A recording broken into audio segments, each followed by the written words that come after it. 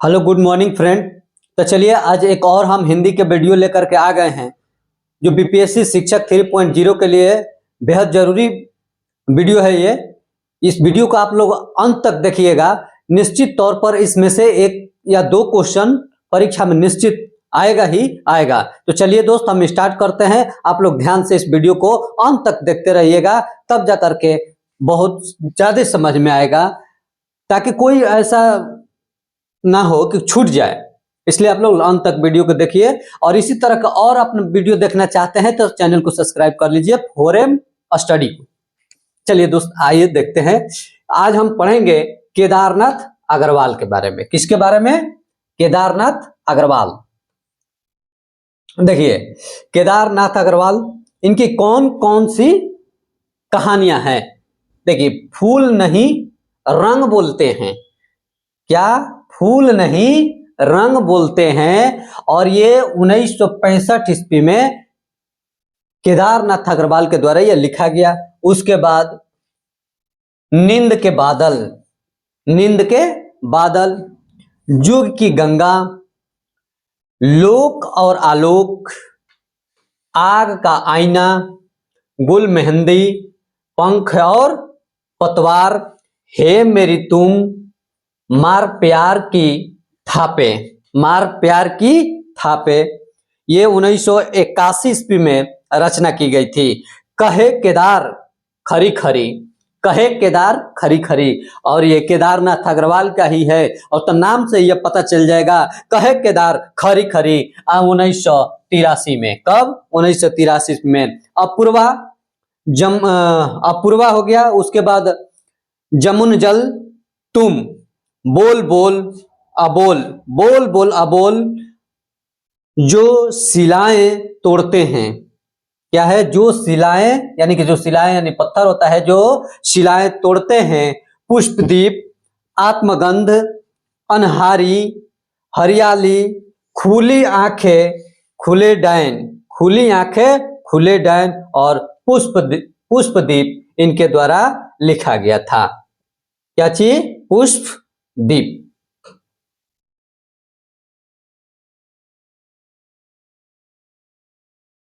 चलिए और हम देखते हैं। इतना अभी बहुत लेखक हैं इसमें, सारे को हम लोग को बारीकी से ध्यान से देखना है। जैसे देखिए ये पुष्पदीप हो गया। पुष्पदीप के बाद हम देखेंगे, अब हम लोग पढ़ेंगे एक बेहद इंपॉर्टेंट लेखक जो हैं, जिनका नाम है नागार्जुन।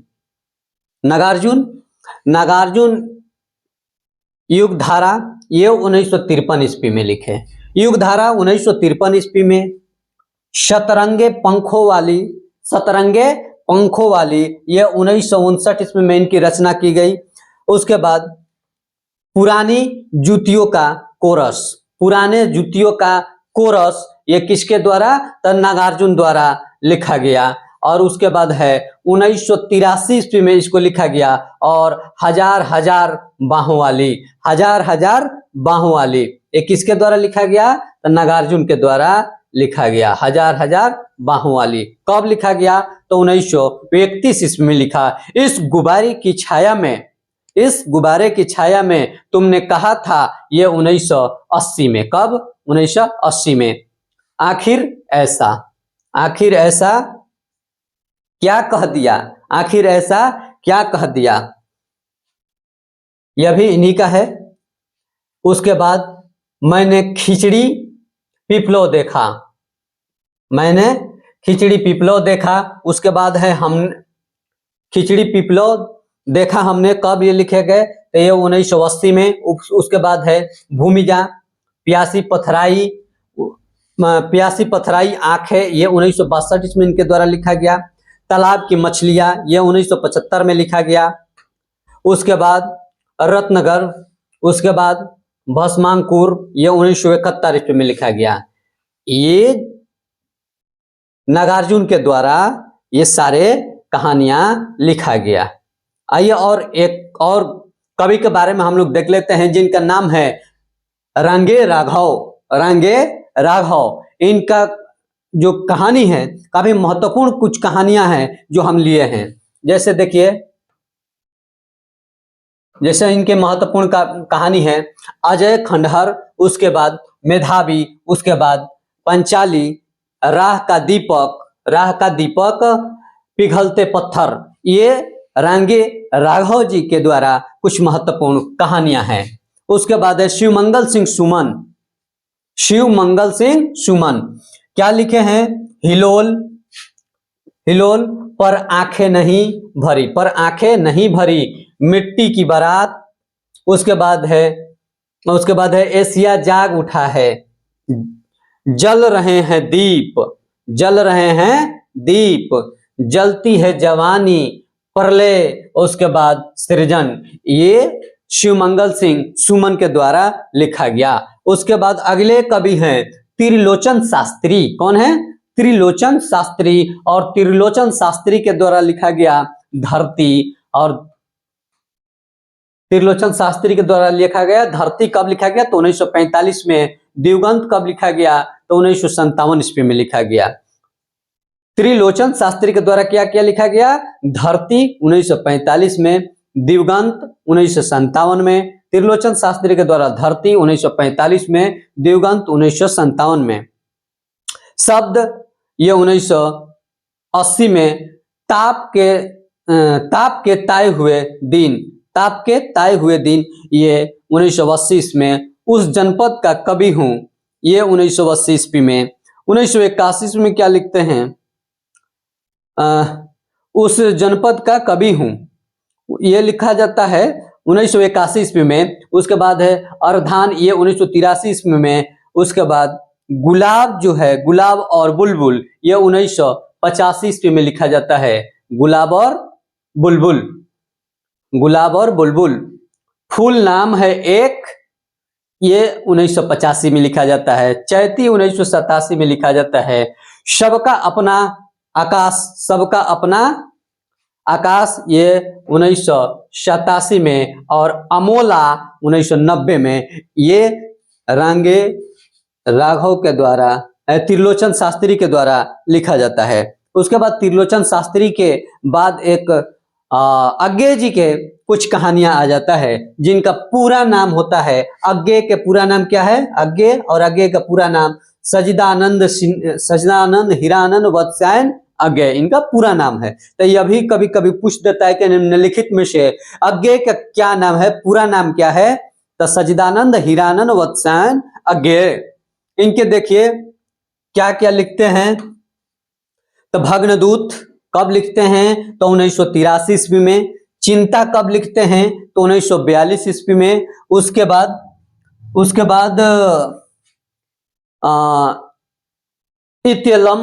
इत्यलम लिखते हैं 1946 ईस्वी में। ठीक है। उसके बाद देखिए हरी घास पर क्षण भर, ये लिखते हैं 1949 ईस्वी में। भावरा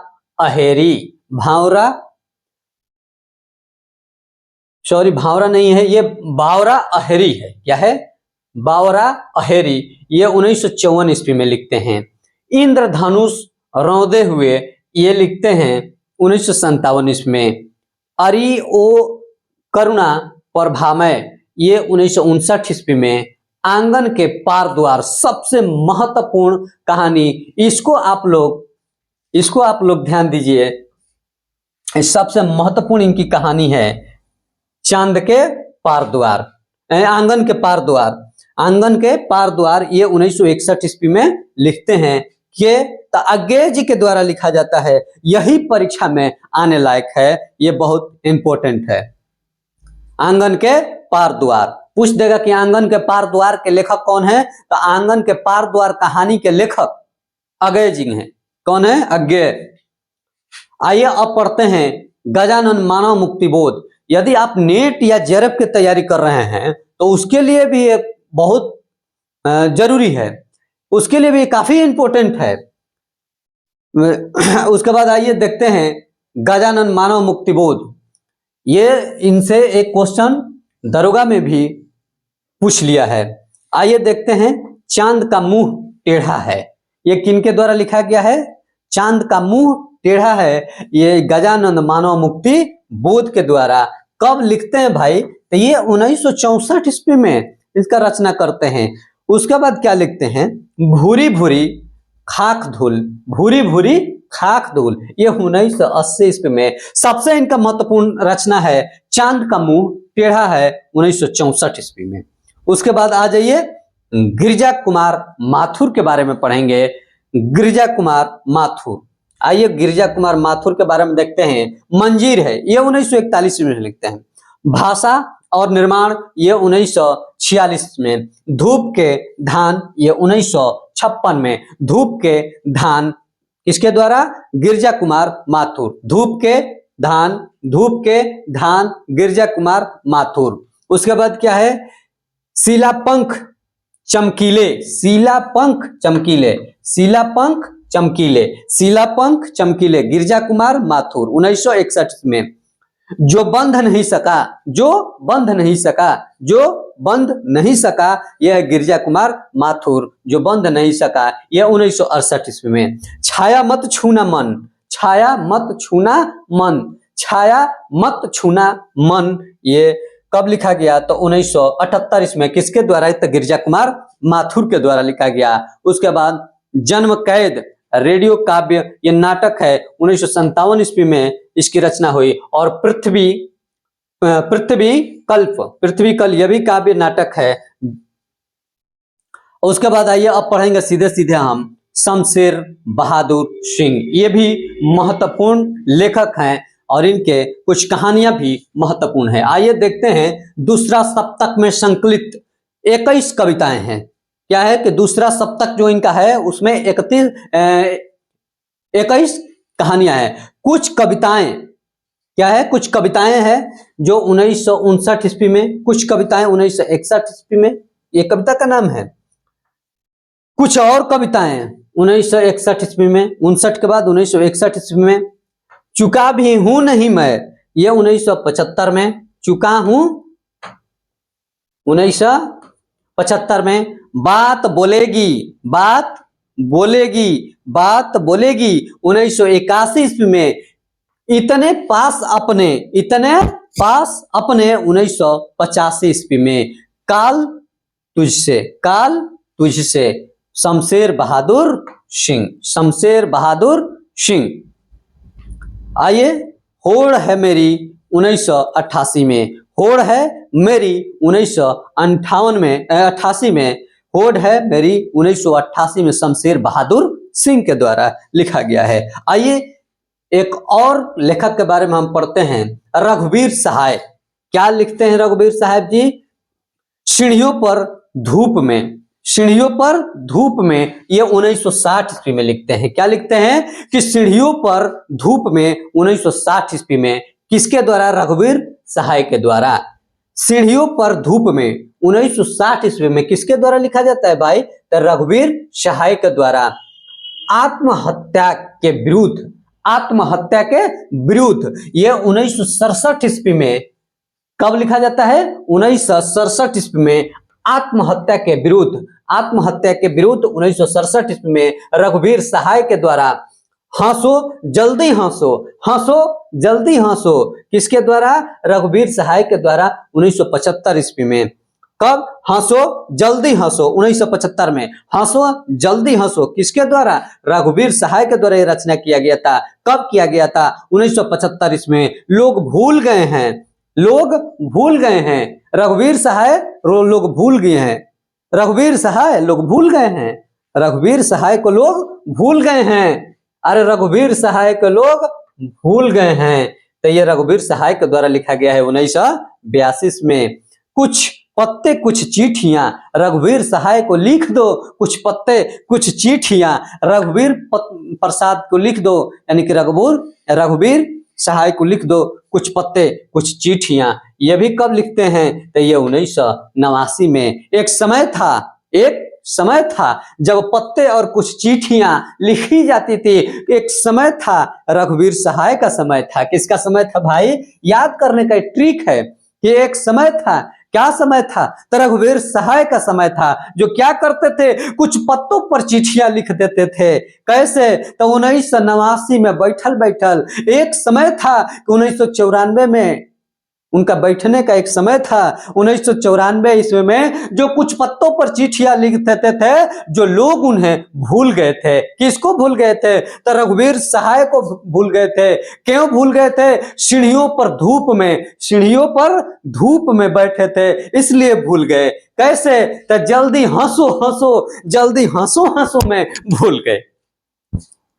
तो इस तरह से याद कीजिएगा, हंसो रघुवीर सहाय, हंसो बैठो सीढ़ियों पर धूप में भूल जाओ, एक समय था। अरे कुछ पत्ते पर चिट्ठियां लिख दो, ये रघुवीर सहाय के द्वारा लिखा गया। आइए हम कुंवर नारायण के बारे में पढ़ते हैं। इसके बारे में कुंवर नारायण के बारे में पढ़ते हैं। और कुंवर नारायण ने बड़ी चक्रव्यूह रच दिए। और क्या चक्रव्यूह रच दिए? 1956 में परिवेश हम तुम, क्या परिवेश हम तुम, ये 1961 ईस्वी में, आत्मजयी 1965 ईस्वी में, आत्मजयी 1965 ईस्वी में, कोई दूसरा नहीं। क्या कहे? चक्रव्यूह रच दिए। के चक्रव्यूह रच दिया? तो कुंवर नारायण ने चक्रव्यूह रच दिए। और क्या कहे कि कोई नहीं दूसरा। फिर सिर्फ कौन है? तो सिर्फ है कुंवर नारायण, कोई दूसरा नहीं है। यह 1993 ईस्वी में इनकी रचना कर देते हैं। उसके बाद है शकुंत माथुर। अभी और कुछ इनका, चांदनी और चुनर, दोपहरी और सुनसान गाड़ी। ये चांदी और चुनर ओढ़ करके दोपहरिया में सुनसान गाड़ी में बैठ करके जा रहे हैं। कौन जा रहे हैं? तो एकदम सकून से जा रहे हैं कि माथुर, सकून से जा रहे हैं कि माथुर। कैसे? चांद और चुनर ओढ़ करके, कैसे? दोपहरिया में और सुनसान गाड़ी से जा रहे हैं, एकदम सकून से जा रहे हैं माथुर जी। कैसे जा रहे हैं? सकून से। तो ये रहे सकून जी। अब आइए सकून माथुर के बाद, उसके बाद भवानी प्रसाद मिश्र के बारे में पढ़ते हैं। भवानी प्रसाद मिश्र क्या कहते हैं? मिथफ्रोस, ये 1930 से 45 ईस्वी तक। उसके बाद है चकित है दुख, अंधेरी कविताएं, यह 1968 ईस्वी में। गांधी पंचसती, ये किसके द्वारा रचना की जाती है? गांधी पंचसती 1969 ईस्वी में भवानी प्रसाद मिश्र के द्वारा। बुनी हुई रस्सी 1971 ईस्वी में भवानी प्रसाद मिश्र ने एक रस्सी बुनते हैं। और क्या करते हैं? रस्सी बुनते बुनते उनके खुशबू के शिलालेख, कैसे? खुशबू के शिलालेख 1973 ईस्वी में। उसके बाद व्यक्तिगत फिर कैसे? खुशबू, शिलालेख, और वे व्यक्तिगत है उनका, ये 1975 का बात है। अनाम तुम आते हो, परिवर्तन दीजिए इंदनमम और शरीर कविता, फसलें और फूल, संप्रति, नीली रेखा तक, वचन छाया और त्रिकाल, संध्या कालजयी, अखंड काव्य है। इनका यही बहुत महत्वपूर्ण है कि संध्या और कालजयी ये अखंड काव्य है। क्या है? अखंड काव्य है। ये सबसे इनका महत्वपूर्ण है, इसको याद करिएगा मेरे दोस्त। आइए अब चलते हैं सीधे हम नरेश मेहता के तरफ। ये आग लगा देना है इस बार के बीपीएससी शिक्षक भर्ती में, इसको पेपर को धुआं कर देना है। इस पर देखते हैं कहां से क्वेश्चन हिंदी में 12th क्लास और 9th क्लास में पूछता है। हम यही देखेंगे कि 11th 12th में कहां से हिंदी से क्वेश्चन जो आपके सब्जेक्ट में 80 नंबर का आने वाला है, उसमें से देखते हैं कहां से पूछता है। नाटक से पूछता है, कहानी से पूछता है, कि काव्य से पूछता है, कि उपन्यास से पूछता है।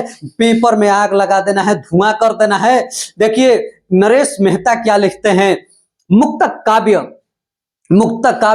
बनपाखी सुनो, मुक्तक काव्य बनपाखी सुनो, ये 1954 ईस्वी में लिखते हैं। कब लिखते हैं? 1954 ईस्वी में लिखते हैं। उसके बाद बोलने दो चिड़ी को, क्या कहते हैं माथुर नरेश मेहता जी कहते हैं कि बोलने दो चिड़ी को 1962 में, बोलने दो चिड़ी को 1962 में। नरेश मेहता कहते हैं कि बोलने दो चिड़ी को 1962 में मेरा समर्पित एकांत है। और ये 1963 में तुम मेरी मौत हो 1982 में, और अरण्य 1985 में। आखिर समुद्र से तात्पर्य, आखिरी समुद्र से तात्पर्य ये 1988 में इनकी रचना होती है। पिछले दिनों नंगे पैरों मैंने एकदम उत्सव मनाते हुए घूम दिया था। कैसे? पिछले दिनों मैंने नंगे पैरों तक घूमा था। और कैसे घूमा था? एकदम उत्सव से घूमा था, उत्साह से घूमा था। ये कह रहे हैं, नरेश मेहता जी कह रहे हैं, ठीक ना। ये 1989 की बात है। आइए अब देखते हैं भरत भूषण अग्रवाल जी के बारे में। भरत भूषण अग्रवाल जी क्या कहते हैं? भारत भूषण अग्रवाल जी, जागते रहो, क्या कहते हैं? सोना नहीं है, जागते रहो। और मेरे मित्रों, मेरे साथियों, तुमको भी जागना है, तुमको भी सोना नहीं है। जागते रहो जब तक के पेपर के खोपड़ी में छेद नहीं कर देते हो। जागते रहो, मुक्ति मार्ग यही है तुम्हारा। क्या कहते हैं कि रात भर तुम जागते रहो, यही तुम्हारी मुक्ति मार्ग है। ओ अप्रस्तुत मन उतना वह सूरज है। क्या कह रहे हैं कि मन उतना वह सूरज है। और एक है अग्निलिख। इनके द्वारा ये सारे चीज लिखा जाता है भारत भूषण अग्रवाल के द्वारा। आइए सबसे बेहद और इंपॉर्टेंट लेखक के बारे में हम पढ़ते हैं, दुष्यंत कुमार के बारे में। दुष्यंत कुमार के हो गई है पीर पर्वत सी, अब पिघलनी चाहिए, इस हिमालय से कोई गंगा निकलनी चाहिए। दुष्यंत कुमार का आपने ये लाइन जरूर सुनी होगी। और उन्हीं का कुछ हम और कहानियों के बारे में हम देखते हैं, जैसे साए में धूप, कविताएं हैं इनका कविता है साए में धूप। क्या है? साए में धूप। साए में धूप, सूर्य का स्वागत, एक कंठ बिस्पाई आवाज के घंटे, बिस्पाई आवाज के घंटे। पढ़िएगा ये साए में धूप, सूर्य का स्वागत, साए में धूप। जब आप कविता पढ़िएगा तो आपका मन पल्लवित होने लगेगा। बिस्पाई आवाज के घंटे, यह भी पढ़ने लायक है। राजनीति पर तो एक से कविताएं लिखे हैं दुष्यंत कुमार ने। आइए पढ़ते हैं हम गोपाल सिंह नेपाली के बारे में। गोपाल सिंह नेपाली जो हैं, स्वर्ण युग लिखते हैं, उमंग लिखते हैं, पंछी लिखते हैं, रागिनी लिखते हैं, नीलिमा लिखते हैं। उसके बाद नवीन, कल्पना, पंचमी, हिमालय ने पुकारा, हिमालय ने पुकारा। उसके बाद मेरा देश बड़ा, मेरा देश बड़ा। उसके बाद गर्विला गंगा की धार जवानी, गर्विला गंगा की धार जवानी, भारत माता की प्रभावती, गंगा भारत माता की प्रभाती। ये लिखते हैं भारत माता की प्रभाती। ये सब किसके द्वारा लिखा जाता है? तो गोपाल सिंह नेपाली के द्वारा लिखा जाता है मेरे दोस्त। इसलिए आप लोग एकदम इस वीडियो को लास्ट तक देखिए, एकदम तैयार रहिए, क्योंकि अब परीक्षा में बहुत कम समय बचा है। जैसा कि आप लोग जानते हैं कि 10 मार्च से एग्जाम होने वाला है। इसलिए आप लोग रात दिन एक कर दीजिए, और एक बार एक कर देने के बाद कुछ भी बचेगा नहीं। चलिए दोस्त, तो मिलेंगे हम फिर आपसे एक और वीडियो के साथ अगली बार। तब तक के लिए धन्यवाद।